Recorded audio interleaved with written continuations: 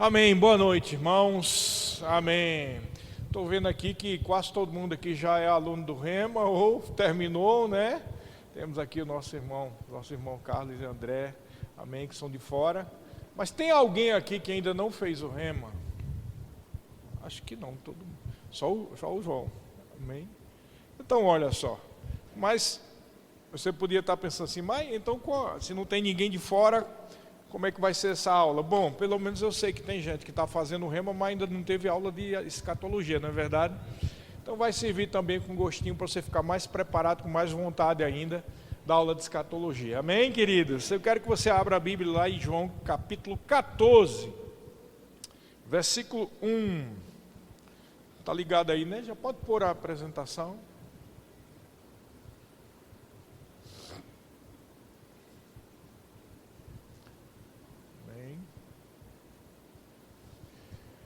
João 14, 1. Vamos lá.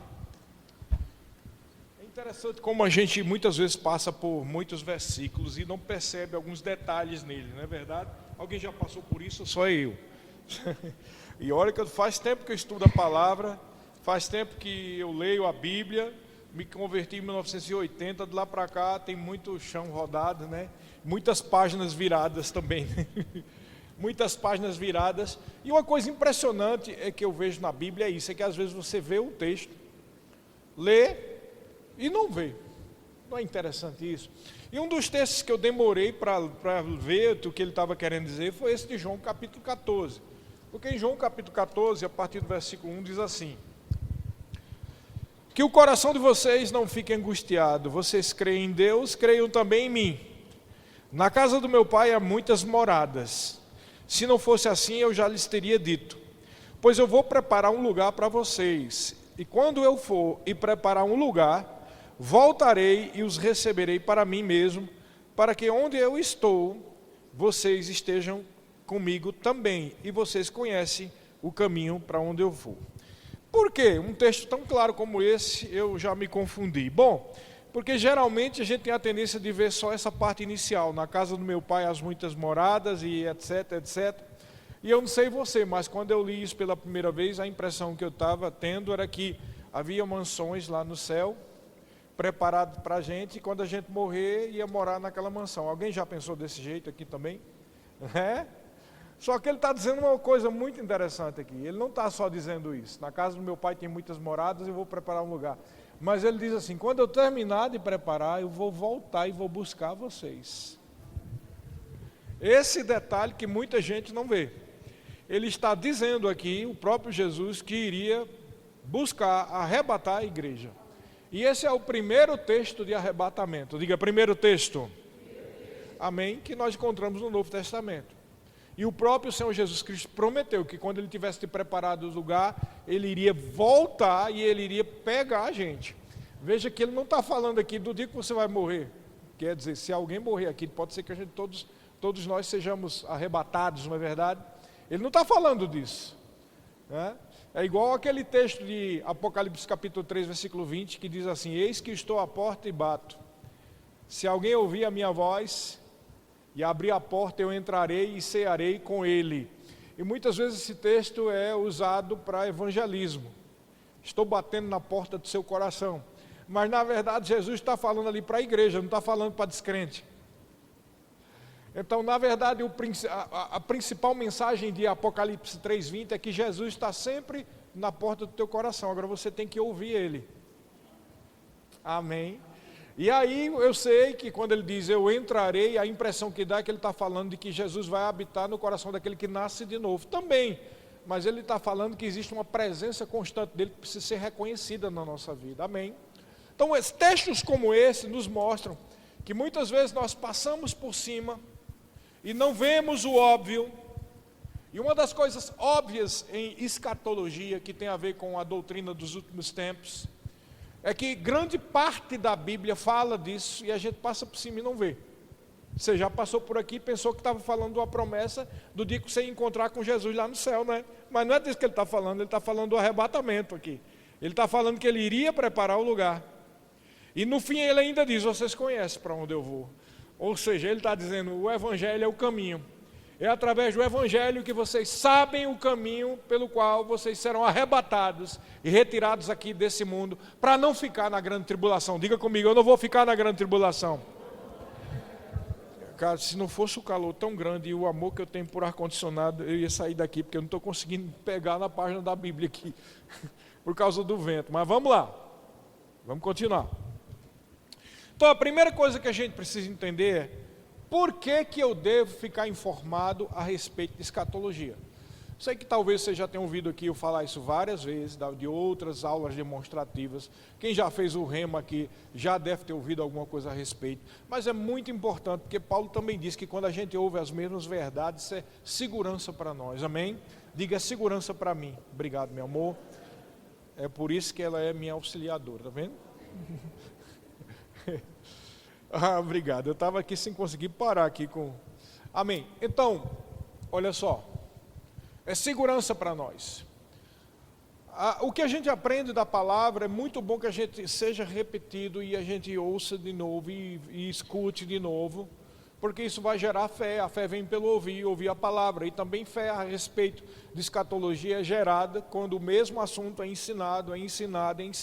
Uma coisa que a gente sempre fala, isso aqui, a importância de você aprender sobre esse assunto. Um dos pontos é esse que eu citei aqui, ó. Importante porque 37% da Bíblia trata do assunto. Desses 37%, nós citamos aqui um texto que eu tenho certeza que muitos de vocês nem sabiam que estava falando de escatologia, né? Eu passei anos pensando que isso aqui estava falando do encontro com Jesus lá no céu, né? Eu posso ver quando a pessoa morrer, aí tem um túnel, estou vendo uma luz. E aí se encontra com Jesus, ouve a voz, e de repente está lá nas mansões, Jesus dizendo, olha aqui as casas que eu preparei para vocês.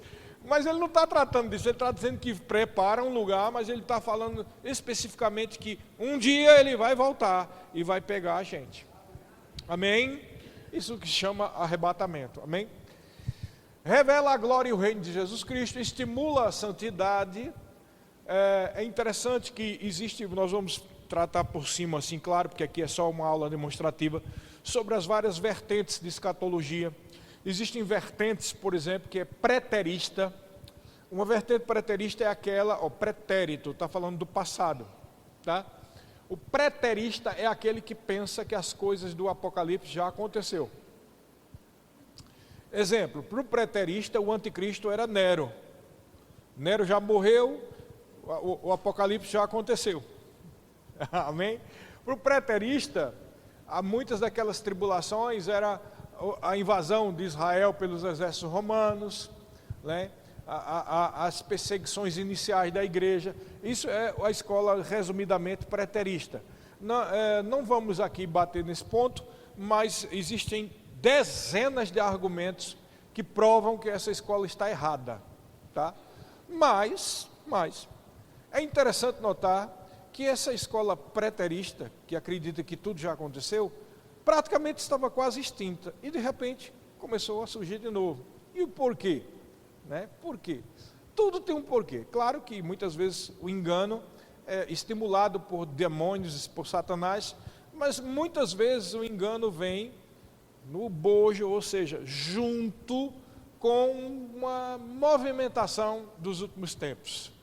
Quantos aqui têm percebido que nos últimos tempos está sendo muito ensinado sobre sucesso, né? Existem muitos coaching ensinando para como você ganhar dinheiro, você dar o melhor de si, não é? A melhor versão de você mesma, né? A melhor versão de você mesmo, você sabe que só pode ser através da palavra e através de Jesus, né? Fazendo rema. Mas eles falam muito sobre isso. E hoje em dia nós temos ouvido muito sobre um tipo de evangelho mais pessoal, onde a pessoa busca o seu próprio sucesso, busca o melhor de si, né? E também vemos a influência muito de um evangelho social. E a gente sabe que a Bíblia diz que as boas obras é para a gente praticar, mas nós não somos salvos pelas boas obras. Estão comigo aqui?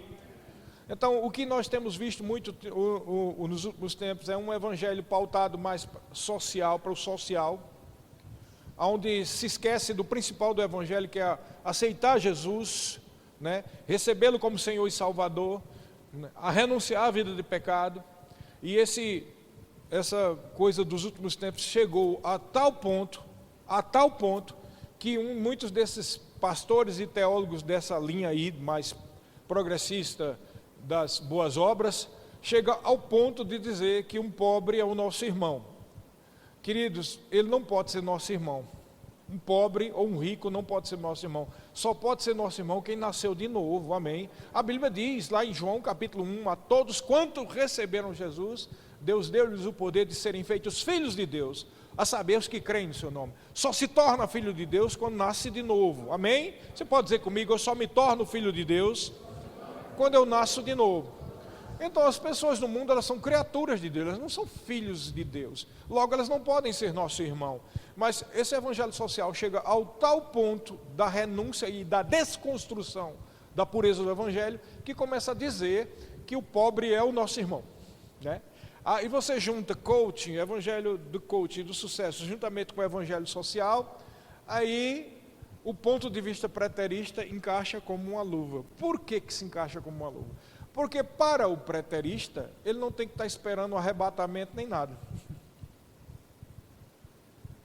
O preterista acredita que o mundo vai ser conquistado, o milênio vai se manifestar, não de uma hora para outra, mas assim, paulatinamente, à medida que a igreja for conquistando mais vidas para Jesus. Então o preterista vive numa ilusão, achando que o mundo todo vai se converter.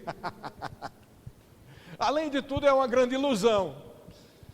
Logo, para quem quer só buscar sucesso, ou viver só um evangelho social, encaixa direitinho o preterismo, porque ele não precisa ficar esperando que Jesus vai chegar, ele não precisa estar preocupado com a santidade, porque ninguém sabe qual Jesus não vai aparecer mesmo, Jesus só vai aparecer no final, quando a igreja conquistar o mundo todo para Jesus. Então é uma grande ilusão, só que tinha-se praticamente extinguido esse ponto de vista. Só que por conta do mover dos últimos tempos, esse ponto de vista está retornando aí, e algumas igrejas e alguns teólogos têm levantado de volta esse tal de preterismo.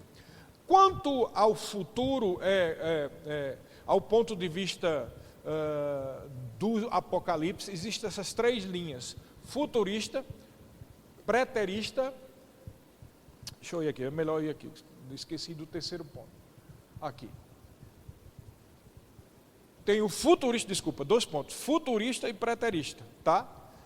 Nós somos futuristas, ou seja, nós acreditamos que o Apocalipse ainda vai se cumprir, né? Grande parte do Apocalipse.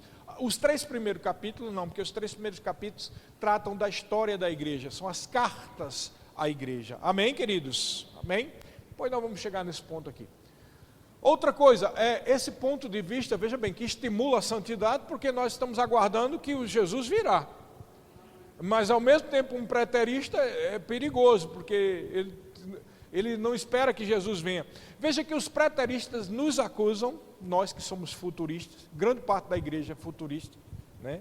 Os pós-tribulacionistas, o mestre-tribulacionista e o pré-tribulacionista, como nós somos, todos eles são futuristas. Grande parte, 95% da igreja de Jesus é futurista. Mas esses preteristas nos acusam de sermos pessimistas. Aí pergunta, como assim pessimista? Porque nós vivemos na ansiedade de que Jesus pode voltar a qualquer momento, se nós formos pré-tribulacionistas, ou nós vivemos na ansiedade que não vamos passar pela grande tribulação, se nós formos pós-tribulacionistas. Você está entendendo? Então, para o preterista, isso é desagradável, né?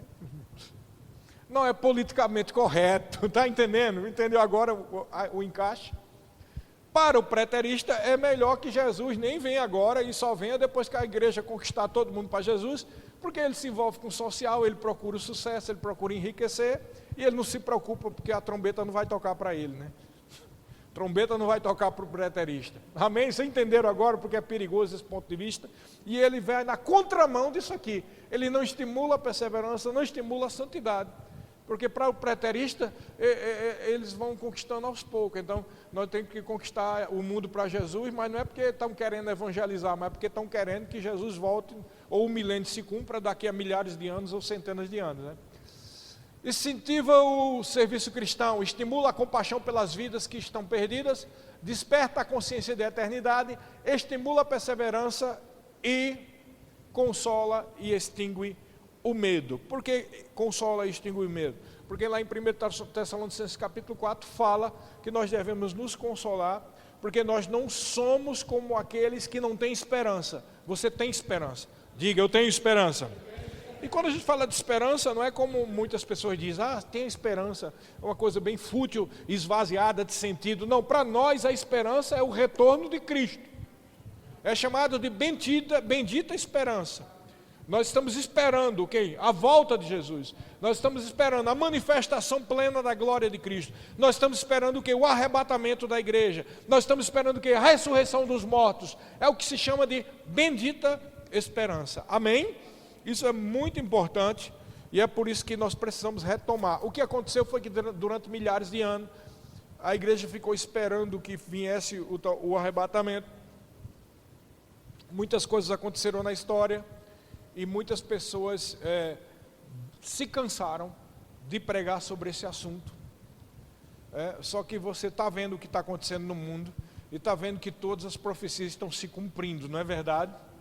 Existem acordos sendo feitos aí, a qualquer momento podemos ser arrebatados, a qualquer momento a trombeta vai tocar. Amém? A qualquer momento, tá? Isso pode ser até hoje. Pode ser amanhã, não existe nada que impeça o arrebatamento.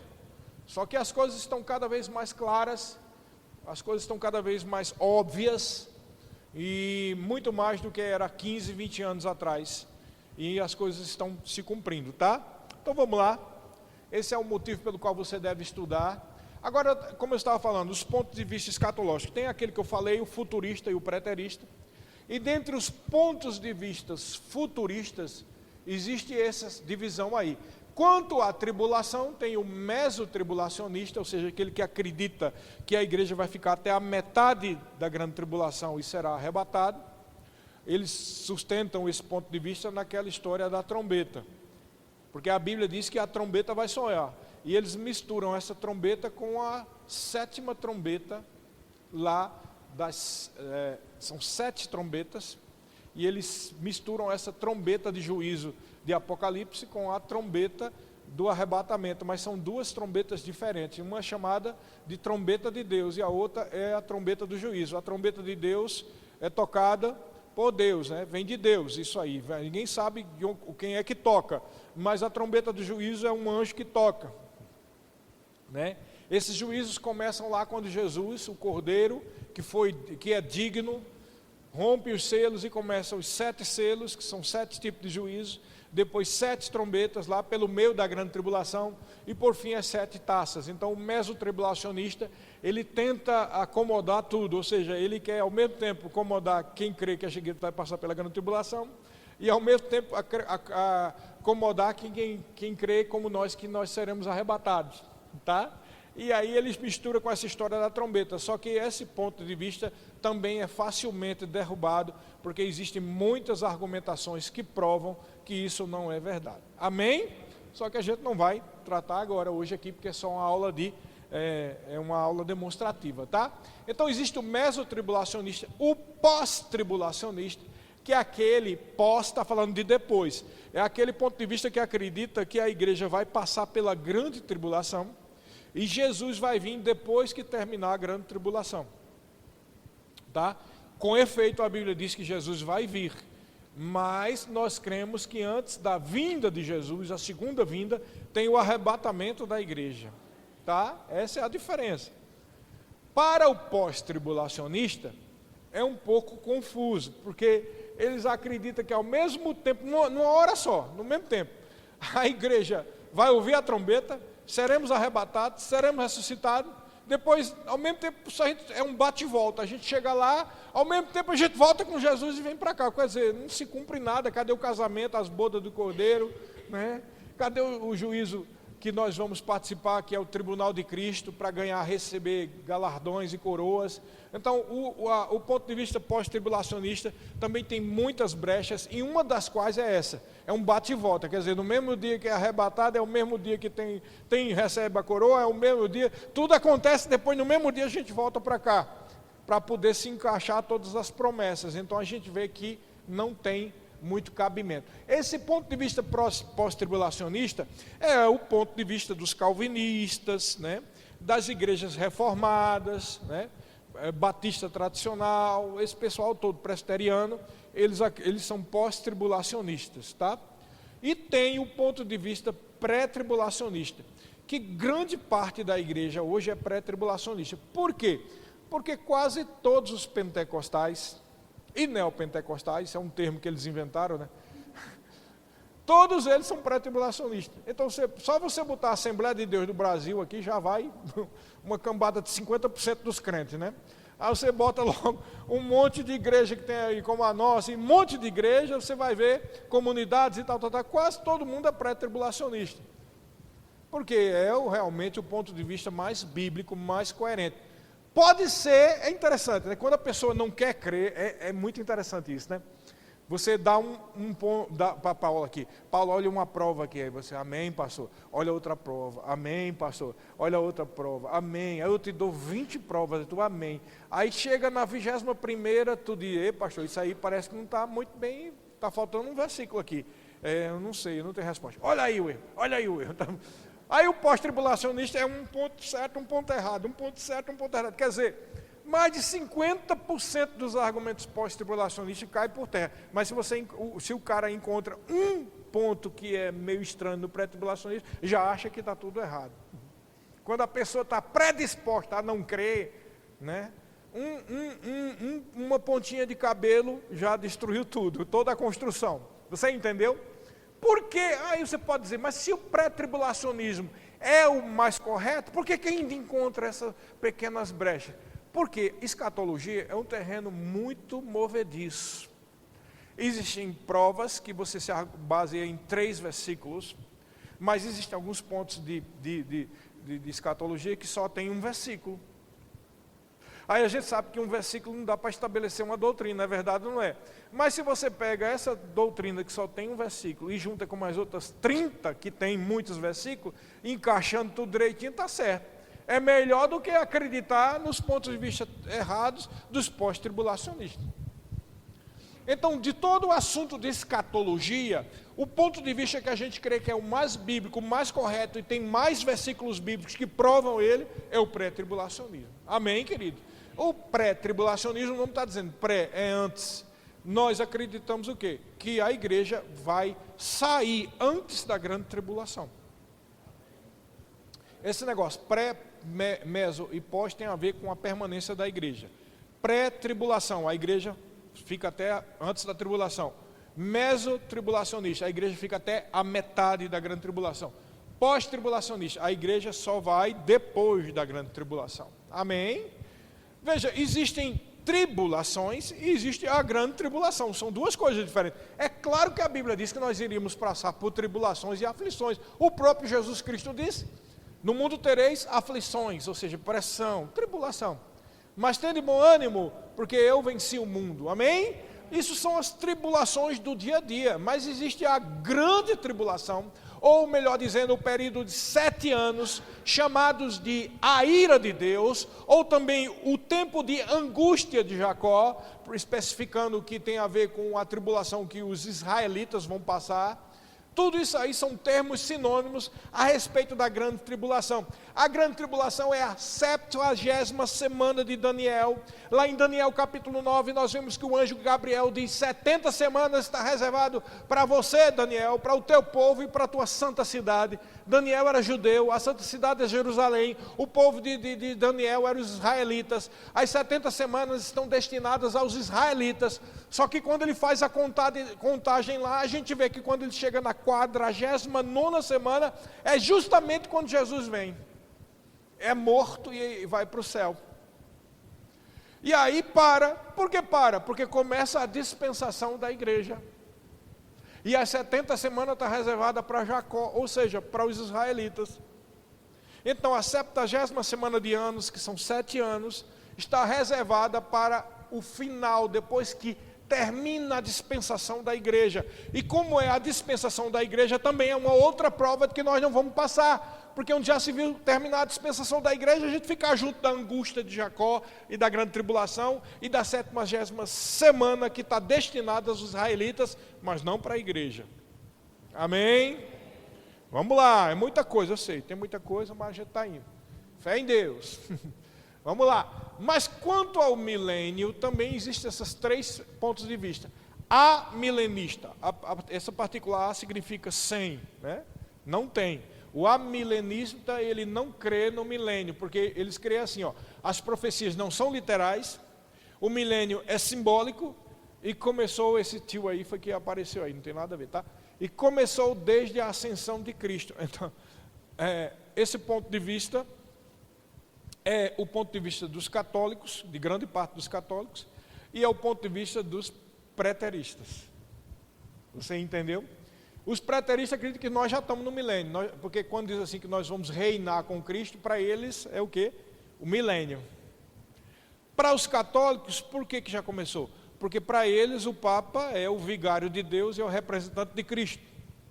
E desde o dia que Pedro ficou lá, na cabeça deles, que Pedro é o Papa para eles, né? Então, desde o dia de Pedro até agora, a igreja está reinando no milênio de Cristo. Mas que milênio é esse que a gente está vivendo, né? Tanta miséria, tanta fome, que milênio é esse, hein? Mas do mesmo jeito dos preteristas, os católicos acreditam que um dia vai ser conquistado. E é por isso que eles foram envolvidos com tanta politicagem, né? Durante a Idade Média e tudo mais. Porque no ponto de vista da escatologia católica, quanto mais a igreja conquista espaços políticos, mais o reino milenial de Cristo está se cumprindo.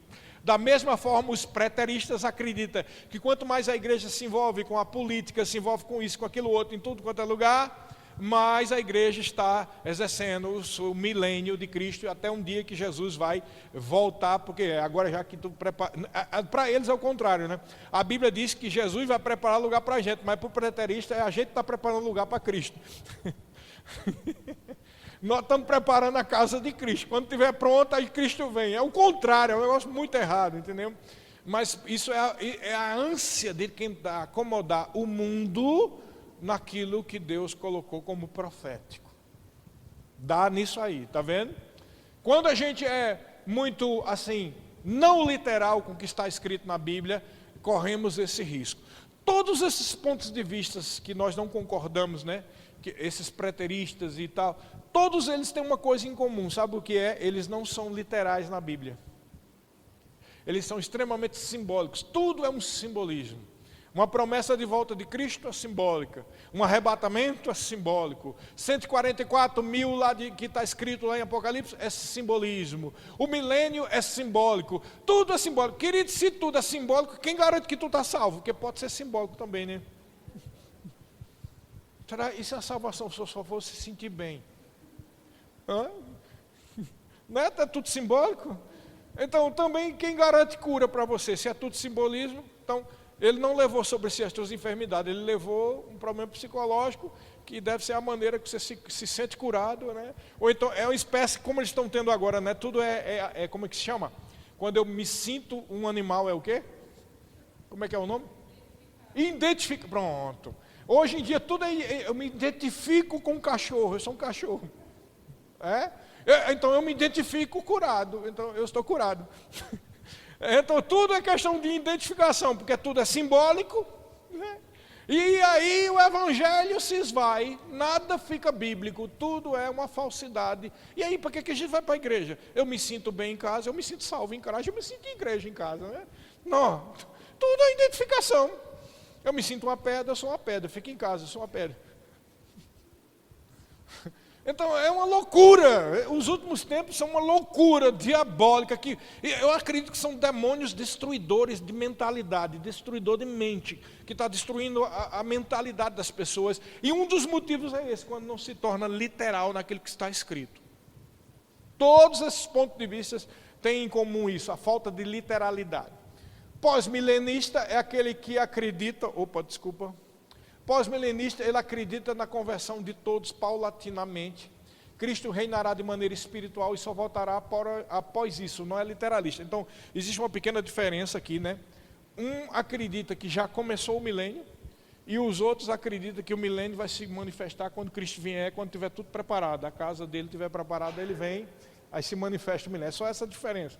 Todos os dois estão errados. E existe o pré-milenista, que é o que nós cremos. Que é o quê?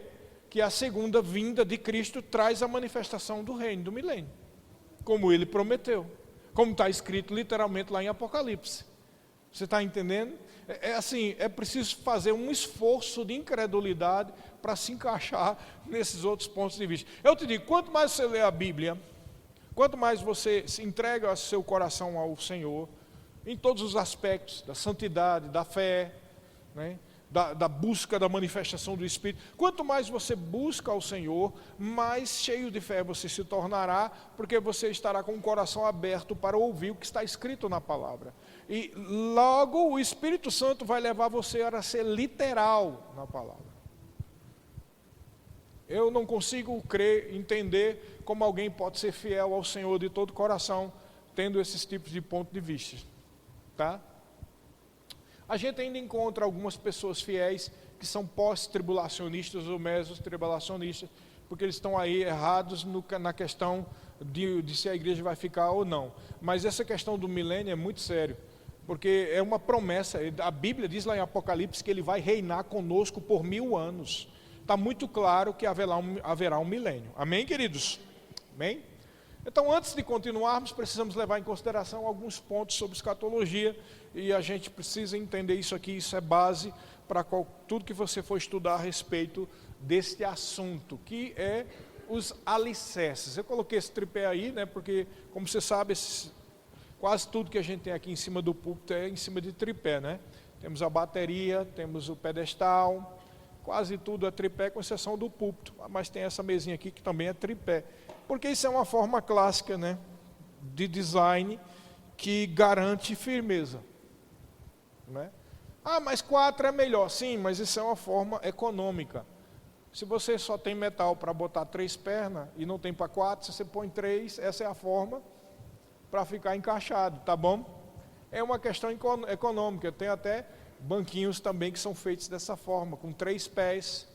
Então, essa forma de tripé é uma forma de garantir firmeza. Diga, firmeza.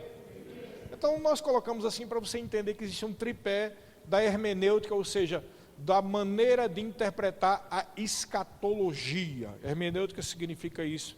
Exegese e hermenêutica são assuntos parecidos.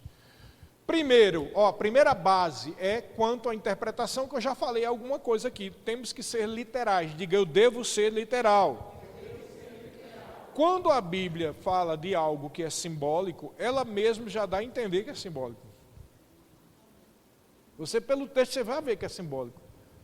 Né? O reino que é uma águia, um reino que é como um leão, a estátua de Nabucodonosor, né? As bestas terríveis, lá em Daniel fala de um pequeno chifre que se levanta, tal, de uma besta, lá em Apocalipse fala das bestas, claramente aquilo é simbólico. Mas quando a Bíblia não dá mostras que é algo simbólico, para que a gente vai achar que é simbólico? Por exemplo, quando a Bíblia diz que Cristo reinará por 1000 anos com a igreja aqui na terra, para que você vai imaginar que isso é simbólico? Por que a Bíblia ia ter o cuidado de dizer, lá em Apocalipse, que serão marcados as testas de 144 mil, 12 mil de cada uma das tribos de Israel, 12 mil de Naftali, 12 mil de Manassés, 12 mil, vai dizendo de cada uma das tribos. Por que a Bíblia ia especificar isso? Mas não, o pós-tribulacionista, o preterista, vai dizer que isso é um número simbólico da quantidade de irmãos da igreja que nasceram de novo, que se converteram. E aí, por que ela disse especificamente 12 mil de uma tribo, 12 mil de outra, 12 mil de outra tribo? Por quê? Porque ali claramente está dando mostras que os 144 mil são judeus que vão se converter durante o período da grande tribulação. Para que está encontrando coisa onde não existe, quando está muito claro que o texto está tratando de judeus? Amém? Diga comigo, os 144 mil, lá de Apocalipse, são judeus, ou melhor dizendo, serão judeus, né? Porque serão 144 mil que se converterão ou estarão separados durante a grande tribulação. Aí a pessoa diz, mas para que 144 mil judeus? Ora, queridos, a Bíblia diz que o tempo da grande tribulação é um tempo de angústia para Jacó, é a 70ª semana, é a última chance dos israelitas aceitarem Jesus como Messias dele. E como todo mundo sabe que judeus não vão aceitar testemunho de cristão, que é muito difícil, um ou outro se converte, ele vai aceitar testemunho do povo deles mesmos. Por isso que 144 mil judeus são selados, porque eles serão os evangelistas que vão pregar a respeito de que Jesus é o Messias de Israel durante o período da grande tribulação. Amém? Tudo tem um sentido, é por isso que eu disse, pré-tribulacionismo é a forma que se encaixa e explica tudo. A gente não fica procurando coisa que não existe, a gente vai lá no texto bíblico do jeito que está, é o que é. Quando a Bíblia diz lá em Isaías 53 que ele levou sobre si as suas enfermidades, o castigo que nos traz a paz estava sobre ele, e pelas suas pisaduras você foi curado, aqui literalmente está falando sobre que Jesus levou as tuas enfermidades. Para que a gente vai estar inventando, dizendo que é só coisa espiritual, quando o próprio texto bíblico lá de Mateus capítulo 8, versículo 16, diz que quando Jesus curou a todos os enfermos, expulsou a todos os demônios, foi para cumprir o que estava escrito por intermédio do profeta Isaías. O próprio texto bíblico diz que tem que ser literal, a profecia tem que ser interpretada de uma forma literal. Você está vendo? Mas os teólogos pós-tribulacionistas, preteristas, amilenistas, etc., vão dizer que ali é um texto simbólico que fala da cura espiritual. Eles estão indo de encontro até o próprio Evangelho que diz que ali se cumpre uma cura física. Eles são assim, eles procuram coisas que não existem, então você tem que ser literal.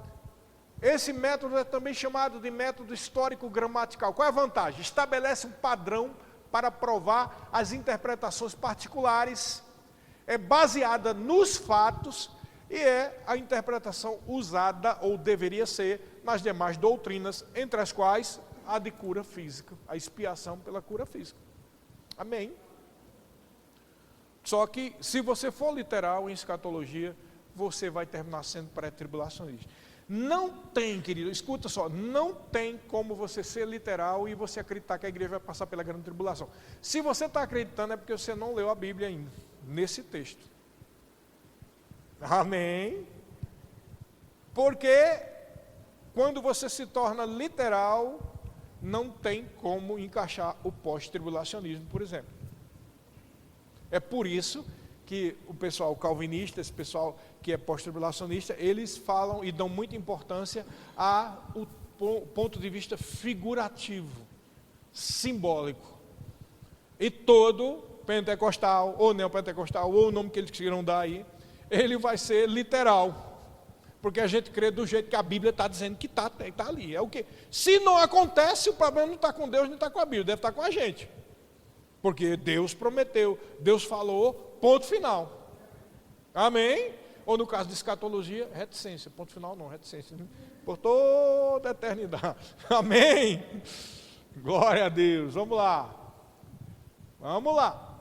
Uma coisa é interpretar uma alegoria. Outra coisa é alegorizar uma passagem bíblica literal. A interpretação literal não nega a linguagem figurada da Bíblia. Por exemplo, aqui dois exemplos aqui, né? Uma linguagem figurada no texto bíblico é, por exemplo, quando a Bíblia fala lá em Hebreus de não endureçais os vossos corações. É claro que ele não está falando de colocar cimento no coração. É uma forma figurada de dizer quando a pessoa fica incrédulo. Você entendeu? Outra forma também é o simbolismo, que é como a estátua e os animais de Daniel. Então, nós não estamos negando que tem um simbolismo e que tem uma coisa figurada. O que nós estamos negando é a pessoa inventar figura e simbolismo naquilo que a Bíblia diz literal. Está comigo aqui, está vendo que tem mais lógica e é mais bíblico isso e mais correto? Que garantias você vai ter em qualquer coisa que você creia da Bíblia, se tudo pode ser figurado ou simbólico? Eu não vou ter garantia de nada. Não é verdade? Então é muito louco. Quanto mais você for bíblico, mais literal você vai procurar ser. E quanto mais literal, mais você vai estar convencido pelo Espírito de Deus, em cima dessas escrituras, que a igreja não vai passar pela grande tribulação. porque a igreja é a noiva de Cristo, amém? Então vamos lá. Segunda perna do tripé, o dispensacionalismo. Queridos, só acredita em dispensacionalismo quem é pré-tribulacionista. Não tem como você acreditar. Não, mas eu sempre acreditei na dispensação da graça e na dispensação da lei, mas eu acho que a igreja vai passar pela grande tribulação. Então você está confuso. Não tem como encaixar as duas coisas. Porque a própria existência da dispensação já prova que a igreja não vai passar. Se existe uma dispensação da graça, e depois da dispensação da graça, a grande tribulação, não tem como a gente encaixar a graça dentro da grande tribulação. Você entendeu? Então são 7 dispensações.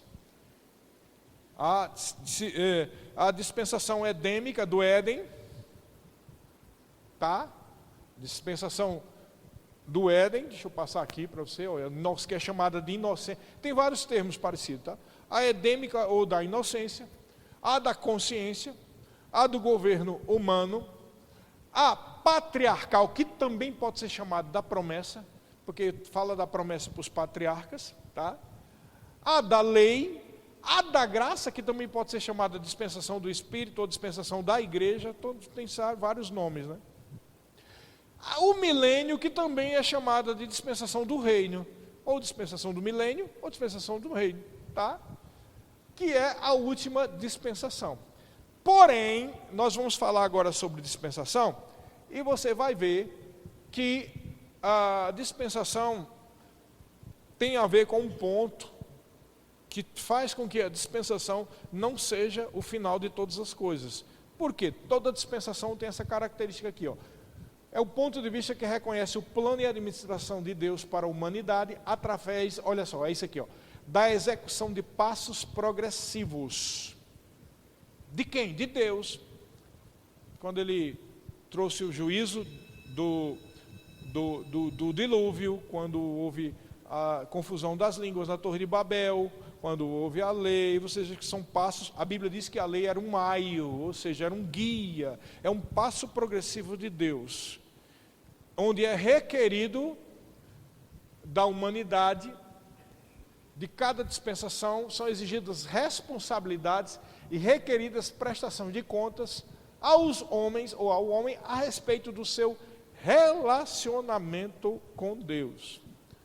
Exemplo, vamos dar aqui, primeira, a do Éden, né? A da inocência. Foi que Deus disse para Adão. É aqui que a gente entende, olha só como encaixa tudo e dá a lógica do negócio. Adão, você pode comer de todos os frutos de todas as árvores do jardim, menos do fruto da árvore do conhecimento do bem e do mal, porque no dia em que você comer dele, você vai morrer. Foi isso que Deus disse? Aí, aqui um negócio que inculca a cabeça de muita gente que não entende a palavra, errando, não conhecendo as escrituras e nem o poder de Deus, se Deus é onisciente e sabia que o homem ia pecar, por que, como diz no Nordeste, que danado, que molesta, como diz, Deus vai deixar o homem bem pertinho da árvore do fruto do conhecimento do bem e do mal, se ele sabia que o homem ia pecar? Só consegue entender esse dilema através do dispensacionalismo. Por quê? Porque Deus colocou essa responsabilidade para o homem crescer. Ele deu livre-arbítrio. Aqui também prova que o pessoal que não crê no livre-arbítrio está errado, né? Porque olha o livre-arbítrio aqui, ó. Não coma. No dia que você comer, Queridos, a gente só aprende, só cresce com responsabilidade. Aqui estão entendendo? Quando você não tem responsabilidade, você não cresce. Em qualquer área. Seja para dirigir o carro, seja para depositar, terminou? Então agora vamos para a responsabilidade do intervalo. Vamos cumprir essa responsabilidade. Aleluia. E aí, está todo mundo pronto para o arrebatamento? Se a trombeta tocar agora, você está preparado? Ó, que pode tocar hoje à noite, hein? Aí tem aqueles irmãozinhos, aquelas irmãzinhas que não casou ainda. Não, Jesus espera. Meu amigo, não tem casamento que seja melhor do que estar com Jesus, não, meu amigo. Amém? Não tem nada nessa terra que seja melhor do que estar com o Senhor. E Porque quando a gente estiver com o Senhor, a gente não está só com o Senhor, além de ser uma coisa maravilhosa, mas nós vamos estar com o nosso corpo ressuscitado. E sabe o que é um corpo ressuscitado? É um corpo glorificado. Sabe o que é um corpo glorificado? É um corpo que não se cansa, não tem fome, não tem sede, não tem dor, a vista está 200%, a audição a 200%, paladar a 200%, tato a 200%, disposição física de energia de usina nuclear, a tal ponto que está todo mundo feito uma lâmpada, porque é um corpo glorificado, e o corpo glorificado é cheio de luz. Não tem nada melhor do que isso, você não tem mais nada na vida desejava. A Bíblia diz que não tem nem como dizer a alegria, é indizível. Sabe, o seu melhor dia aqui nessa terra, o que você se sentiu melhor, que você estava mais cheio de saúde, não se compara com nada no céu. Amém? Então, é bem melhor o arrebatamento, amém? Vamos lá. Vamos continuar. Onde estava naquele slide? Deixa eu botar aqui. Isso, aqui. Pronto. E as dispensações são essas, né? Cada dispensação dessa teve responsabilidade. Nós estamos aqui, né, da graça. E qual é a responsabilidade da dispensação da graça? Crer, testemunhar e adorar. Essa é a tua. Resumindo, tudo que a gente aprende, o que eu tenho que fazer, o que eu quero agradar a Deus, tudo se resume a 3 verbos: crer, testemunhar e adorar. Crer, porque sem fé é impossível agradar a Deus. Adorar, porque o Pai está em busca de verdadeiros adoradores e já encontrou que somos nós, que o adorem em espírito e em verdade. E testemunhar, porque ele disse: ide por todo mundo e pregar o evangelho a todo criatura. Então o seu dever aqui é testemunhar, crer e adorar. Você cumprindo tudo que tem a ver com esses 3 pontos, você está cumprindo a responsabilidade dessa dispensação. Amém? E o que é para você micro, vale para a igreja como um todo macro. A igreja deve adorar, a igreja deve testemunhar e a igreja deve crer. Amém? Então nós fazemos bem, estamos sendo bons dispenseiros dos mistérios de Cristo, quando a gente estimula e procura praticar e estudar tudo que tem a ver com a fé, com a adoração e com o testemunho de Cristo. Amém? O que nós estamos fazendo é o quê? Tudo que tem a ver com fé, estamos ensinando escatologia. Tudo que tem a ver com o testemunhar e com o crer, ou com o adorar. Amém? Então todos os assuntos da igreja devem estar baseados nisso aí. E essa é a responsabilidade da graça. Aí se eu não cumprir, aí a Bíblia diz que como você nasceu de novo, você não vai para o inferno. Mas tem uma coisa lá em 1 Coríntios capítulo 3 que fala: se a obra que cada um fizer for feno, palha, madeira, o fogo vai provar. Ele está falando de quê aqui? Do tribunal de Cristo, onde a gente vai receber coroas e galardões. Isso é um assunto também que a gente trata nas aulas de escatologia, tá? E essa coroa e esses galardões estão relacionados com isso, com a obra que você pratica. Que obra? É o que você faz e está de acordo com o coração. Não é simplesmente pregar, você tem que estar envolvido com o seu coração quando você prega. Não é simplesmente trabalhar no diaconato, é estar envolvido. Por exemplo, quando você vem para trabalhar no diaconato só porque está escalado, essa obra é palha. Mas quando você vem de todo o coração e já vem disposto para trabalhar, mesmo que não seja o dia de sua escala, essa aí é ouro. Você entendeu como é que é a diferença? Quando você diz: meu Deus, não sei para que hoje eu tenho que ir para a igreja, estou escalado, isso é palha, não vai valer nada. É melhor nem ir. Quando você vai dar o dízimo e dar a oferta, e dar obrigado, aí é como diz a Bíblia: nem por tristeza, nem por necessidade. Ou seja, palha, feno, você entendeu? Quando você dá de coração, é ouro, é pedras preciosas. Então é a isso que a gente vai receber as coroas e os galardões baseados nisso aí. Logo, resumindo, tem que estar envolvido o coração. Diga: eu tenho que envolver o meu coração em tudo que eu fizer para Cristo. Por exemplo, se eu digo assim: vamos estudar a Bíblia, vamos. Rapaz, tu tem que, eu não sei, eu acho que eu estou me achando estranho, porque eu estou ficando mais velho e estou com mais vontade de estudar. Parece que eu estou virando adolescente. Quando a gente é adolescente, a gente não quer estudar, não. Meu Deus, quanto tempo a gente perde, né? Quando a gente é adolescente, fica com preguiça. Aqui assistir televisão. Assim, rapaz, Eu queria ter o tempo de adolescência, por tudo que eu quero fazer agora, porque eu dou mais valor ao que é estudo hoje, mais do que sempre dei. Então, eu tenho que envolver meu coração no estudo. Mas se eu estou meditando na Bíblia só porque é obrigado, aí é palha, não vale de nada. Você entendeu, queridos? Vamos lá, então todas as dispensações são essas, e a última é o milênio. O milênio não é o final de todas as coisas.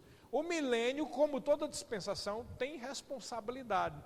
Ué, mas a Bíblia diz que o diabo e os demônios estão tudo amarrados, então no milênio não vai ter doença, no milênio não vai ter miséria, no milênio não vai ter escassez, no milênio não vai ter desigualdade social, no milênio, pelo contrário, vai ter Jesus aqui. Gente vai viver centenas de anos. Ué, porque que responsabilidade? Não vai ser fácil demais essa responsabilidade. Vai não, querido, porque a Bíblia também diz: a alma farta pisa o favo de mel. E se você fizer um cálculo assim, você imaginar a população que vai entrar no milênio, fora a gente que já está ressuscitado, mas o povo vivo que vai escapar da grande tribulação e que receberam Jesus. E vai ter um povo que vai estar igual como eu e você estamos hoje aqui, com um corpo normal. A população será mínima. Por quê? Porque na grande tribulação, até a metade da grande tribulação, a metade da população mundial terá morrido. Você sabe o que é isso? Existem 8 bilhões de habitantes na Terra, 4 bilhões vão ser exterminados em 3 anos e meio. Então imagina o que é isso aí. Quando terminar a grande tribulação e escapar alguns poucos, gato pingado, como diz lá, esse mundo todo vai estar com uma baixíssima explosão demográfica. Vai ser uma pessoa a cada milhares de quilômetros, de tão pouca gente. Só que vão ser 1000 anos de fartura. O que é que vai acontecer? O povo vai começar a se multiplicar, se multiplicar. Quando chegar no final do milênio, quase todo mundo que vai habitar no milênio é gente que nasceu durante os 1000 anos. Ou seja, gente que já nasceu com tudo do bom e do melhor. Berço de ouro, sem doença, sem dor, sem perturbação de demônios, sem nada. O pai e a mãe, o vovô lá que vai ter, isso aqui. Aí eles vão olhar para Jesus, né? Com os olhos com chama de fogo, sentado no trono lá em Jerusalém. Vão dizer: quem é esse? A criança vai dizer: quem é esse? É Jesus. E ele é o quê? O nosso rei. E ele é o que mais? Não, ele morreu, ressuscitou para nos salvar. Salvar de quê? Da morte, da enfermidade. E o que é isso? Livrar do pecado. E o que é isso? Não, eu ouvi dizer que, está lá no computador, eu ouvi dizer que é uma coisa ruim. Ouvir dizer não é ter participado. Você sabe o que é coisa ruim, que você já teve dor de cabeça, dor de dente. Você sabe o que é mal-estar, você sabe o que é faltar, você sabe o que é trabalhar para conquistar, não é verdade? Mas esse povo todo vão nascer em berço de ouro. Hoje em dia a gente já vê filhinho de papai recebendo tudo nas mãos e não dando valor e perdendo tudo que o pai e a mãe conquistou, porque não valoriza. Você imagina naquela época, quando não vai ter doença, não vai ter caristia, não vai ter nada. Aí é por isso que a Bíblia diz lá em Apocalipse que o diabo estará preso por 1000 anos e depois importa que ele seja solto. É aqui onde entra a grande revelação nesse ponto aí sobre a realidade das dispensações e do ponto de vista pré-tribulacionista. Porque o pós-tribulacionista, quando você vai ler um comentário de algum pós-tribulacionista, ele diz que é por causa da divina soberania de Deus, que só Deus sabe os mistérios porque Ele decide soltar o diabo, uma coisa desse tipo assim, sabe? Mas quando você é pré-tribulacionista e crê no que está escrito na palavra do jeito que está, você já sabe que é muito óbvio, porque ele precisa ser solto. Por quê? Porque o milênio é uma dispensação, e toda dispensação tem responsabilidade, e você vai ter milhões de pessoas que vão nascer no milênio, que não tem responsabilidade de nada. Então é preciso soltar o diabo para o diabo provar o coração deles, porque o diabo é quem prova a fé das pessoas. Você sabia que quando a sua fé é provada é o diabo que prova? Deus não está brincando com você, botando você numa dificuldade. Vamos ver como é, se ele é fiel agora. Vou botar no fogo, na frigideira. Deus não faz isso, quem faz isso é o diabo. A Bíblia não diz lá em Tiago: alguém a ser tentado, não diga eu sou tentado por Deus, porque Deus não pode ser tentado por mal e Ele nem mesmo tenta ninguém. Cada um é tentado pelos seus próprios desejos, concupiscências, quando esses os atrai e os seduz. O pecado, uma vez consumado, gera morte.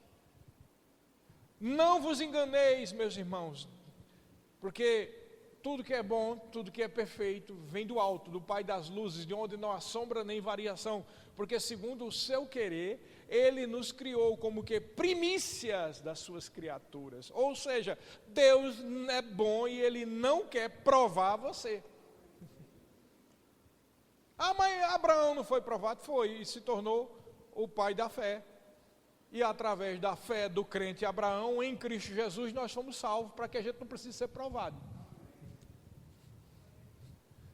Você entendeu? É o diabo quem prova você, e a sua resposta à provação do diabo é que vai dizer se você é fiel ou não. Então, é por isso que é preciso o provador ser solto, para provar aqueles milhões de habitantes que vão nascer em berço de ouro. Somente o pré-tribulacionismo e o dispensacionalismo explica essa passagem. Assim como explica porque que Deus deixou o homem perto do fruto do conhecimento do bem e do mal. Porque Deus queria que o homem crescesse.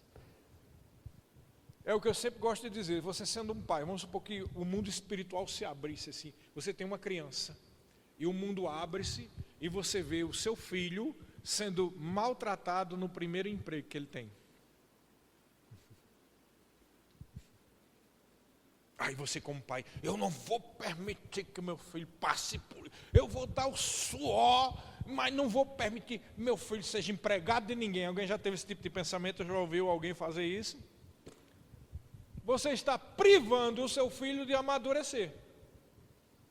Porque ele precisa lidar com pessoa ruim também, ele precisa aprender com um emprego ruim, para aprender a ser homem ou ser mulher. Porque as desgraças são feitas pelos imaturos, que nunca aprenderam a lidar com situações difíceis. E assim é no mundo espiritual. Você só amadurece. Você viu aqui, alguém estava aqui na conferência aqui com o pastor José Roberto? Foi o que ele disse?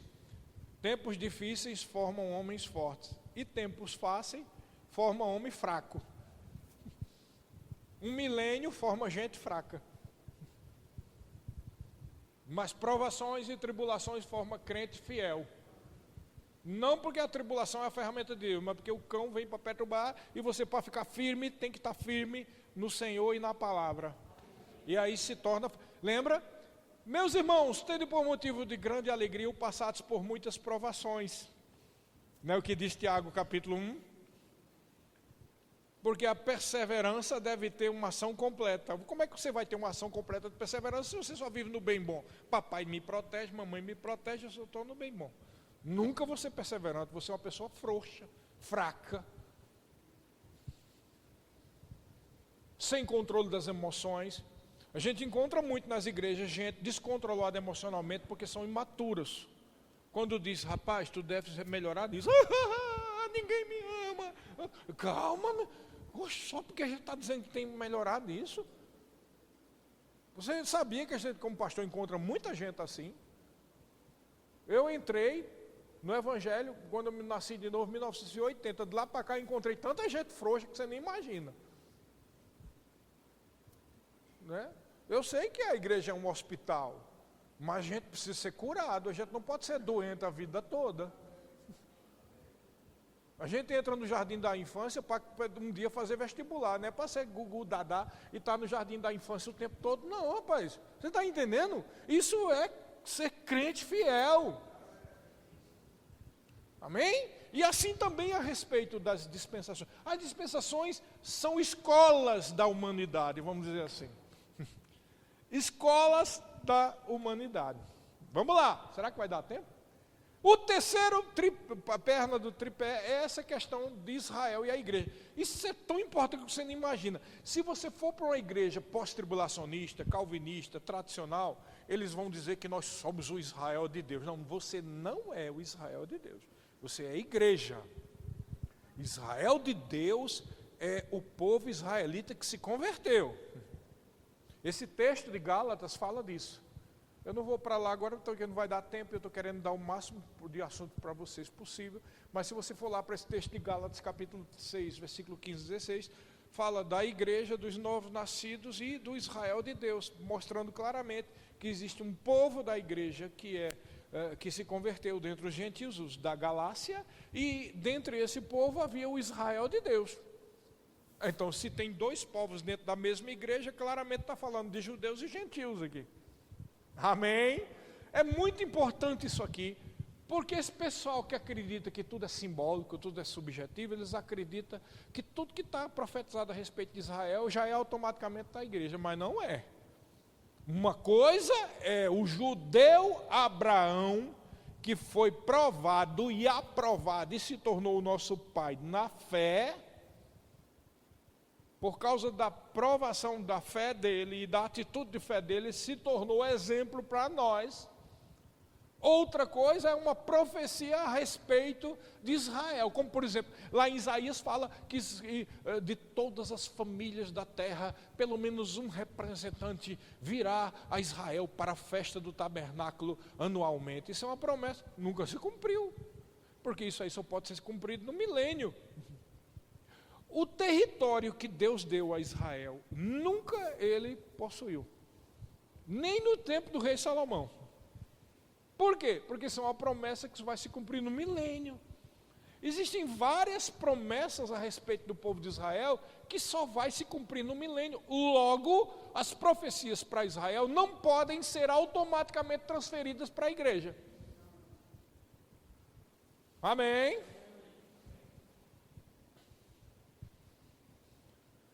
Lembre-se que muita coisa que aconteceu no início da igreja, todos as pessoas que eram da igreja no início eram todos judeus. Era por isso que os próprios apóstolos não conseguiam entender a mensagem do evangelho. Por quê? Porque para eles, a mensagem do evangelho era só um upgrade do judaísmo.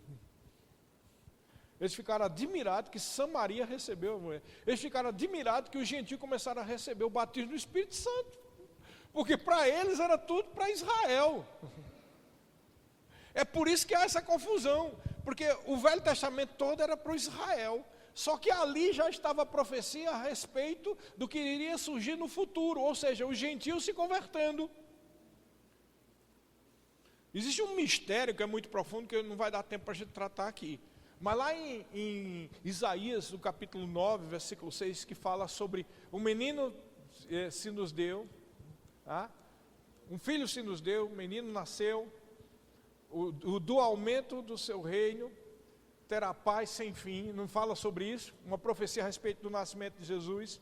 Tem uma palavra ali no hebraico que era um mistério para os rabinos, mesmo na época de Jesus, porque aquela palavra era a única palavra que tinha uma letra que no hebraico é para ser colocada no final e era escrita de uma forma diferente no meio. Isso desde o texto original, antes do texto massorético. E os rabinos daquela época diziam, mas por que essa palavra está colocada desse jeito? E como eles eram muito cuidadosos de sempre repetir tudo igualzinho e não ter erros de copista, eles ficaram impressionados com aquilo. E essa palavra é justamente a palavra que é traduzida com essa tradução que eu disse agora. E do aumento do seu reino. Essa palavra, do aumento do seu reino, é uma palavra no hebraico e que tem um mem lá, um M do hebraico, escrito de uma forma diferente. Os rabinos da época de Jesus, da época de Paulo, diziam que aquilo era o mem, ou seja, o M do Mashiach. Então, quando você começa a estudar, você vê que lá nas cartas de Paulo, Paulo diz assim, o mistério que esteve oculto, antes da fundação do mundo, veio se tornar, assim, agora real. Aí ele diz o quê? É que os gentios e os judeus fazem parte do mesmo corpo. Então esse termo, o aumento do reino, resumindo, está falando um mistério oculto, que o Messias iria fazer não só que as promessas de Israel se cumprissem, mas haveria um aumento do reino dele com a inserção da oliveira brava, que é os gentios. Por isso que era um mistério que estava oculto. E Paulo sabia disso, porque ele era um rabino que estudou aos pés do rabino Gamaliel. Quando ele quis dizer o mistério que esteve oculto, ele estava, na verdade, dizendo nas entrelinhas, isso que era um mistério para os rabinos. Porque havia esse termo no hebraico que falava de um aumento futuro do reino. Então, nós somos, os gentios, oliveira brava, que foram enxertados na oliveira verdadeira. Mas se tem esperança e salvação para a oliveira brava, vocês imaginam para a oliveira verdadeira. Logo, nós não somos o Israel de Deus, nós somos a igreja formada de gentios e judeus. Mas há profecias ainda a respeito do povo de Israel e dos israelitas que ainda vai se cumprir. Por isso que Paulo disse, então todo Israel será salvo. Não dá, eu não sei você, mas quando eu escuto essas coisas, dá uma vontade de estudar mais a Bíblia. Não dá, não. Você a gente vê que não sabe de nada, né? Está só passeando em cima, assim. Não é verdade? É igual aquele prato gostoso, maravilhoso, que está com uns recheios, umas coisas por cima, e a gente está só beliscando as pontinhas de cima, mas tem todo um prato para comer. Assim é a Bíblia, é maravilhosa, tá? Então, e aí tem mais expressões que nós não vamos tratar aqui, que não vai dar tempo, mas, tá? Que provam que a Israel não foi substituído. Isso é chamado de doutrina da substituição. Não está falando aqui da substituição de Cristo por nós, no pecado, não é isso não. Eles chamam de teologia da substituição. Toda vez que você ouvir esse termo, teologia da substituição, está tratando da substituição de Israel pela igreja. E essa doutrina não é correta. Tá? Então, olha só. Interpretar a Bíblia, diga, eu devo interpretar a Bíblia literalmente. Eu devo crer em dispensacionalismo.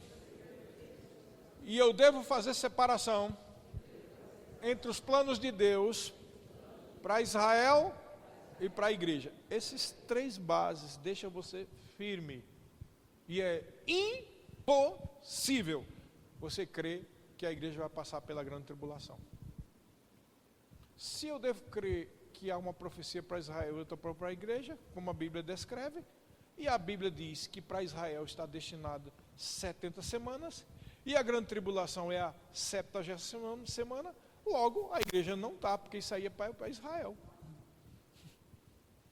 Está vendo como você vai trilhando um caminho certo de segurança? Se eu devo crer na Bíblia literalmente e não ficar nessas divagações aí teológicas, logo eu já sei que vai haver um milênio. 144 mil são 144 mil judeus, porque tem um plano de Deus para os judeus. E não é um número simbólico, ou como dizia o pessoal da Testemunha de Jeová, né? Que eram os 144 mil, eram os 144 mil da Testemunha de Jeová.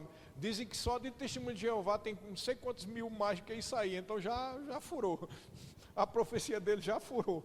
É muito fraco. Se você ficar em cima da palavra, você está seguro. Amém? É segurança para você, querido. Vamos tratar do misterioso livro de Apocalipse, que todo mundo tem medo, né? Mas, diga, eu não tenho medo, não. Oxe, não é para ter medo do Apocalipse, amém? O Apocalipse, o nome, é porque para a gente, até no português ficou esquisito, né? Porque em inglês é Revelation, é o livro das revelações, é coisa linda, poética, né? Para a gente é o Apocalipse, a gente já imagina que é o mundo pegando fogo e todo mundo torrando preto, né? Eita, lá vem a bomba, é o Apocalipse. Eita, é desgraceira, a gente já pensa isso, né? Mas a palavra Apocalipse significa revelação, só isso. Olha para o vizinho e diz, é só isso, olha, é só revelação. A gente pensa logo que é o mundo se acabando no fogo. O mundo se acabando no fogo, todo mundo ficando torrado. É o que a gente pensa, né? Mas não tem nada a ver, querido. Olha só, a estrutura de Apocalipse é cronológica. Isso é muito importante. A gente sempre manter a cronologia vai deixando você também seguro. Não, mas eu não entendo, pastor, porque às vezes eu vou lá no Apocalipse, aí tem um negócio que viu no céu um dragão, arrastou com a cauda da terça. E o que isso tem a ver? É porque tem uns 2 capítulos em Apocalipse que são parentéticos. O que significa um capítulo parentético? Lembra de parênteses? Você está falando uma coisa, aí bota entre parênteses. Pronto, um capítulo parentético é um parêntese no meio da cronologia do acontecimento. O capítulo 12, por exemplo, que é o que fala disso, vi uma mulher vestida de sol, sua cabeça coroas, sentada não sei o que, coroa, estrelas, né? Na sua cabeça uma coroa com 12 pés, alguma coisa desse, 12 estrelas, nos seus pés a lua, eu estou um pouco confusa, mas é mais ou menos isso que fala, né? Não vou ler agora por causa do tempo, e eu quero passar bem por cima assim, para ficar só o gostinho, eu quero mais. Mas você vê que ali, aí vem o dragão, que arrasta a terça parte das estrelas do céu, e blá, blá, blá, blá, blá, e a mulher dá à luz a um filho varão, que há de reger a humanidade com cetro de ferro. Aí depois fala que a mulher fugiu para o deserto, aonde foi reservada ela ficar por um tempo, tempos e a metade de um tempo. Pronto, aí agora deu um parafuso na cabeça, que mulher de dragão, tempo, 2 tempos, metade de tempo. Quando você vai calcular, você entende que tempo é 1 ano, tempo são 2 anos, e a metade de um tempo é 3 anos e meio. A mulher que deu a luz ao filho varão, os católicos dizem que é Maria, mas não é Maria. Você está entendendo? Porque, primeiro que a gente sabe que não tem nada a ver com Maria, mas ainda que a pessoa quisesse se forçar para ver se é Maria, onde é que está descrito que Maria foi para o deserto e passou 3 anos e meio? Se os próprios católicos dizem que Maria foi, não sei como, que não está nem na Bíblia, foi levada aos céus, foi ao Assunta, e está sentada lá à direita de Deus, é maior do que Jesus, né? Tudo errado, uma heresia violenta. Ainda por cima, se ela está lá no céu, como é que ela vai para o deserto? Não tem como, não encaixa. Porque a mulher que vai dar a luz ao filho varão, está falando de Israel, que deu a luz ao Messias. Amém? Vocês estão entendendo? A lua, as estrelas, tudo ali está falando das 12 tribos de Israel. O que é que ela foi para o deserto e passou tempos e a metade de um tempo? Está falando de que tem um momento na grande tribulação que Israel vai fugir para o deserto porque o acordo com o anticristo será quebrado. E aí ela vai fugir para o deserto. E quando a gente vai fazer o estudo maior, a gente descobre que ela vai para o sul de Israel. Você entendeu? E o dragão corre atrás dela porque o dragão é o anticristo. Só que no meio disso tudo diz que esse filho, também diz que quando ela deu a luz a um filho, esse filho foi para o céu. Está falando de quando Jesus foi ressuscitado. Então, na verdade, quando fala de um dragão que sua cauda derrubou 1/3 das estrelas do céu, está falando da rebelião de Lúcifer. Isso aconteceu antes do homem ter sido criado.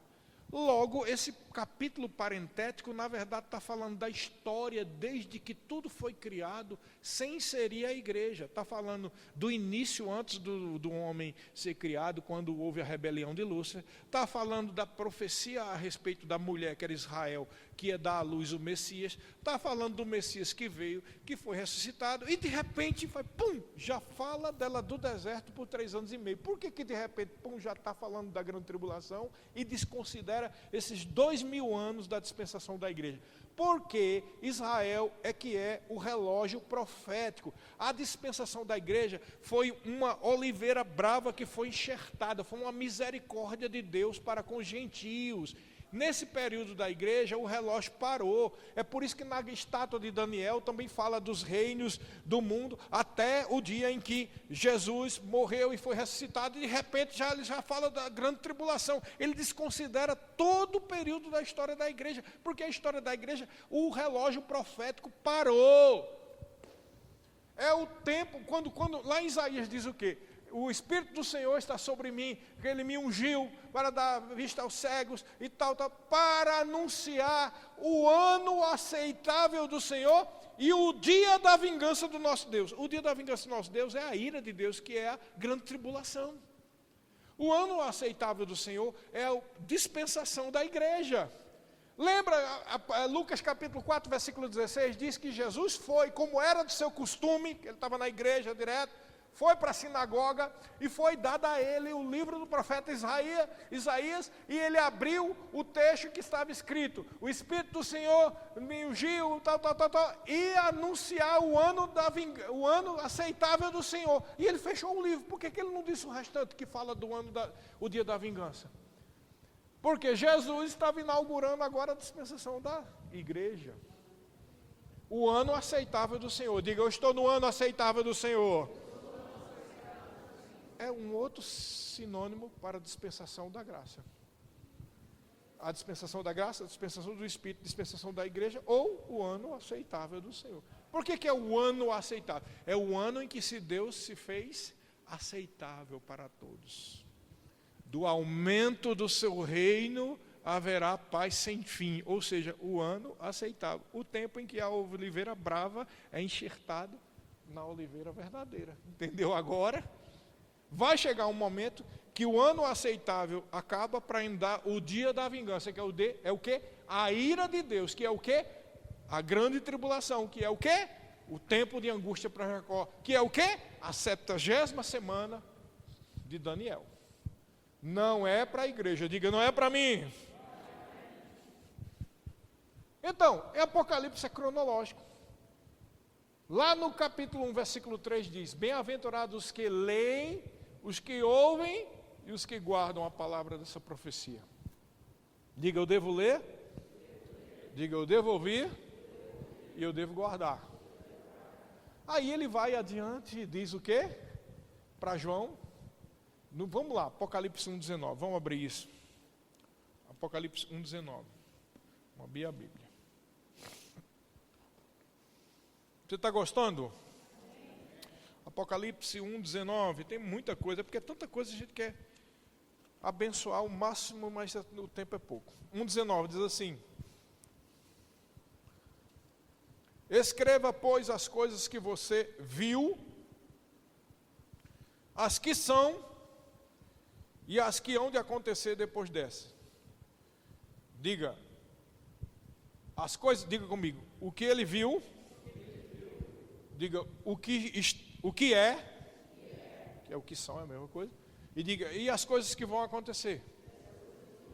Então, você cronologicamente, você vai vendo que o capítulo 1 de Apocalipse são as coisas que ele viu, que é o quê? Os olhos com chama de fogo no meio dos 7 candelabros, ou seja, ele estava tendo uma visão espiritual. Então, Jesus manda João escrever as coisas que ele estava vendo na hora, as coisas que são, o que são é o quê? É o tempo presente, ou seja, as cartas às igrejas do Apocalipse, capítulo 2 e capítulo 3. Que alguns sustentam que, sim, eram 7 igrejas que existiam naquela época, mas também são 7 tipos de crente, e são também 7 períodos da história da igreja. O último período da história da igreja são as 2 últimas cartas, que é o quê? A igreja de Laodiceia e de Filadélfia. Filadélfia é a junção de 2 palavras do grego, philos e delphos, que é o quê? Que significa o quê? Amor entre irmãos. Amor fraternal, amor dos irmãos, uma igreja que anda em amor. E a igreja de Laodiceia foi o nome de uma das esposas de uns generais de Alexandre, e essa palavra significa governo do povo. Não é interessante o que está surgindo agora, nesses últimos tempos, com essas igrejas sociais, ou pessoas querendo só seu sucesso. Lembra que eu falei do preterismo, da vinculação? Ele diz que essa igreja, que na carta diz, estou a ponto de vomitar, porque vocês dizem que eu sou rico e abastado, mas não sabem que é cego, pobre e nu. Aconselho que de mim compres colírio para os teus olhos, para que tu vejas, e vestes para que possa cobrir a tua nudez. Está falando de quê? Do governo do povo. Uma igreja que é contaminada com o mundanismo, com o evangelho social e com a busca do sucesso. Literal, na lata, é exatamente isso. Tem 2 tipos de igreja: a igreja fiel, que é a igreja que tem o amor de verdade, que é a igreja que ama a Deus, que é a igreja que busca a Deus, que busca o Espírito. E tem um outro tipo de igreja, que é a igreja que busca o sucesso, que busca se satisfazer e que é o governo do povo, é o que o povo quer, e não o que Deus quer, não o que a Bíblia diz, mas o contexto social em que eles procuram fazer os seus ensinos. Essas 2 igrejas são as igrejas que vão presenciar o arrebatamento. Pastor, você está dizendo que Laodiceia vai ficar? Eu não sei, porque Laodiceia é um termo geral. A gente só diz que vai ser arrebatado quem está salvo. Amém? Assim como eu não sei se você está salvo. Quem está salvo aqui? Levanta a mão. Diga, eu sou salvo. Mas mesmo você dizendo, é você com tu mesmo. Eu não posso dizer por você. Tu diz, né? Bom, vamos lá. Eu dou conta de mim, tu dá conta de tu. E a gente se encontra no céu. No meio do caminho a gente se encontra lá. Oh, dá de mão na hora que vai subindo. É verdade? Então, cada um dá conta de si. Porque eu não sei quem está salvo. E aí, as últimas coisas, as coisas que irão acontecer, é o que está desde o capítulo 4. Olha que coisa interessante. Se você lê aí o capítulo 4, ele está falando com João, né? Olha aí. Apocalipse capítulo 4, versículo 1. Olha que coisa interessante. Veja como é você abrindo a Bíblia e tendo revelação, uma em cima da outra. A gente disse aqui sobre arrebatamento, sobre que a verdade é, o pré-tribulacionismo. Olha a prova aqui, ó. Antes de começar os juízos, o que acontece no capítulo 4? Versículo 1. Depois dessas coisas, olhei e eis que havia uma porta aberta no céu. Lembra aqui o que Jesus Cristo disse? Na casa do meu pai há muitas moradas, eu vou lá construir. Depois que eu terminar, virei e buscarei vocês. Olha a porta aberta no céu aqui, olha aí. Aí o que ele diz mais? E a primeira voz que eu ouvi, que era como de trombeta a falar comigo, disse, olha o que ela diz: suba até aqui. Olha o arrebatamento aqui, ó. Suba para aqui. Olha, as coisas que são, que é a carta das igrejas, que é a história da igreja, foi até do capítulo 3. Quando começa o capítulo 4, a voz diz, suba para aqui. Ou seja, acabou a história da igreja, suba. Aí você vai ver capítulo 5, capítulo 6, é o cordeiro que é digno de abrir o selo. Aí ele começa a abrir o selo e começa a desgraça no mundo. Você não acha interessante que a voz disse para João, suba para aqui, porque tem uma porta aberta no céu, antes de começar os juízos? Como o pessoal diz, alô, esse alô é para o teu coração, para você entender, está vendo? Não, é incrível, quanto mais você vai lendo a Bíblia, vai vendo, uma lógica em cima da outra, vai se encaixando tudo. É claro que a gente não vai passar pela grande tribulação não, meu irmão. É preciso crer contra a Bíblia, distorcer para encaixar, porque é a vontade do povo que haja sofrimento. Não é aquele crente que diz assim, tem que passar pelo fogo mesmo, né? Tem que torrar para mostrar quem é crente de verdade. Nem tem irmão que é assim? Bem tosco mesmo. Esse tipo de mentalidade é que força o cara a querer acreditar que a igreja vai passar pela grande tribulação. Meu irmão, se a pessoa não nasceu de novo, ela vai ficar. Se preocupe não. Não dê conta da vida dos irmãos, dê da sua. Porque se o cabo é falso crente, ele vai ficar. Ele vai ficar, não se preocupe não, porque Deus é fiel. Não precisa passar por grande tribulação não, meu irmão. Na hora que a trombeta tocar, só vai subir quem é crente. Por isso que a gente diz que estimula a santidade. Não é? O problema é que surgiu nos últimos tempos um tipo de evangelho, que é o evangelho da véia fofoqueira. O que é o evangelho da véia fofoqueira? Existe esse mito, né? Esse personagem. O que é uma véia fofoqueira? Não é aquela que fica na janela cuidando da vida dos outros? É ou não é? Pois tem o crente véia fofoqueira. Ele fica só se preocupando com a vida dos outros. Dá conta de tu mesmo, rapaz. Tu não sabe nem do dia de amanhã. Dá conta da tua fé. Ah, mas porque tem gente que é falso. E é da tua conta, vai cuidar da tua vida. Ah, mas se é assim, para que o pastor dá mensagem? O pastor tem uma responsabilidade de ensinar e de chamar a atenção. Mas eu não sou o velho fofoqueiro, não vou dar conta da tua vida, não. É tu e Deus.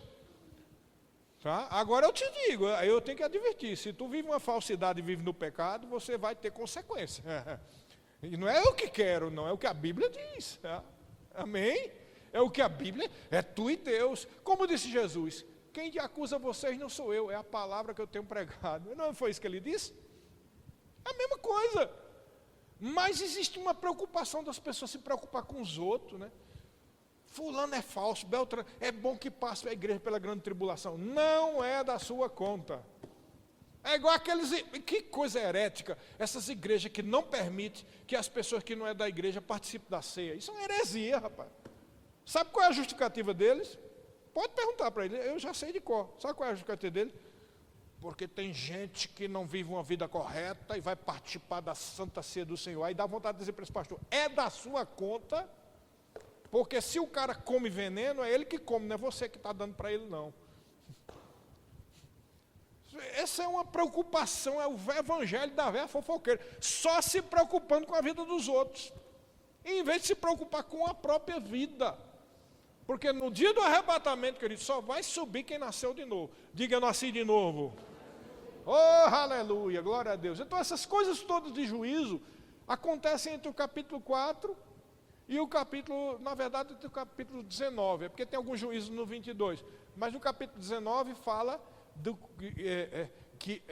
cordeiro que desce no dia da volta de Jesus, com os olhos, com chama de fogo, na sua coxa escrita Rei dos Reis, Senhor dos Senhores, na sua cabeça muitas coroas, muitos diademas. Ali é o que? A segunda vinda de Jesus.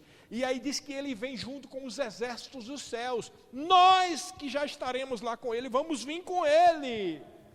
Essa segunda vinda é aquilo que ele profetizou e disse, todo olho verá, porque assim como o relâmpago fuzila no oriente e sai do ocidente, assim há de ser a segunda vinda, a vinda do Filho do Homem, e todo olho verá, até aqueles que ultrapassaram. Ou seja, o negócio é tão sério, que não é só todo mundo que vai estar na terra não, até aqueles que estão lá no inferno vão ver. Porque quem traspassou Jesus estava no inferno, está ou não está? Você acha que quem traspassou Jesus e botou ele lá na cruz está no céu? Não tem como estar, né? E aqui está dizendo que até aqueles que os traspassaram, aquela geração incrédula que o condenou, eles vão ver. Então logo até quem está no inferno vai ver. Então a visão do Filho do Homem vai ser tão tremenda aqui, do ocidente ao oriente, e até mesmo nas regiões inferiores da terra, nos infernos, onde for, todo mundo vai ver a segunda vinda de Jesus. É um negócio tremendo. E isso vai acontecer lá no capítulo 19. Aí depois que ele vem, aí a Bíblia dá a entender nos versículos que ele vai, com o sopro da sua boca, matar o anticristo, a besta, o falso profeta, e jogar os dois lá para o lago de fogo. Eles serão os primeiros inquilinos do lago de fogo. Tá? E aí é quando ele constrói o templo milenial, e aí começa o quê? O milênio. E o diabo é preso, para passar 1000 anos preso. No final do milênio ele precisa ser solto. Olha, a única forma de você entender isso é por causa da dispensação. Amém? Vocês estão curiosos por esse assunto? Agora imagine, escatologia, 7 aulas, hein? Só disso, tá? Que eu estou correndo aqui, passando por cima, para dar uma aula demonstrativa para vocês. Você imagina o assunto de escatologia. E mesmo tudo que a gente vê no Rema, não dá para ver tudo. Por exemplo, uma coisa que quase a gente não trata no Rema, são as 7 cartas do Apocalipse. E tem muita revelação aí nas 7 cartas do Apocalipse, porque o tempo não dá. Então aproveita e estuda, porque é muito bom. E aí, nós vemos aqui o arrebatamento, não vai dar tempo para ver, mas importa que você saiba que o arrebatamento é iminente, ele pode ser a qualquer momento. Diga, o arrebatamento pode ser a qualquer momento. Diga, ele não necessita de sinais. Essa é a grande verdade do arrebatamento, é isso, é que ele pode ser a qualquer momento, não precisa de sinal. Porém, a segunda vinda de Jesus precisa de sinal.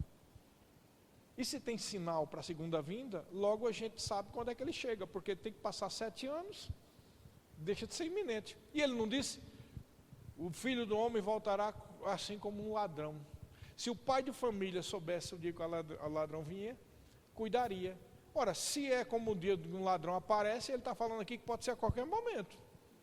Logo, não pode ser depois da grande tribulação. Está vendo aí a furada aí do pós-tribulacionismo? Porque se é pós-tribulacionismo é verdade, então a gente já sabe quando Jesus vem, que é quando é no final da grande tribulação. Logo já não será como um ladrão, porque a gente já sabe o dia que ele volta. Amém? Ficaram satisfeitos? Eu tenho certeza que não, porque fica aquele gostinho de quer mais, né? Amém, queridos? Então, terminou, não foi, amor? A aula? É isso aí. Então, pessoal, para quem está fazendo Rema, será uma pegada como essa, no ano que vem. Para quem não fez o Rema ainda, se inscreva, faça a matrícula, que é pegada grande, amém? A gente tem que estar preparado, estar buscando cada vez mais ao Senhor, porque é de Deus. Amém, querido? Diga comigo, o rema é de Deus. E é de Deus mesmo, viu mesmo? Por isso que a gente faz tanta questão que as pessoas se matriculam no rema, tá, pessoal? É isso aí. Sejam abençoados.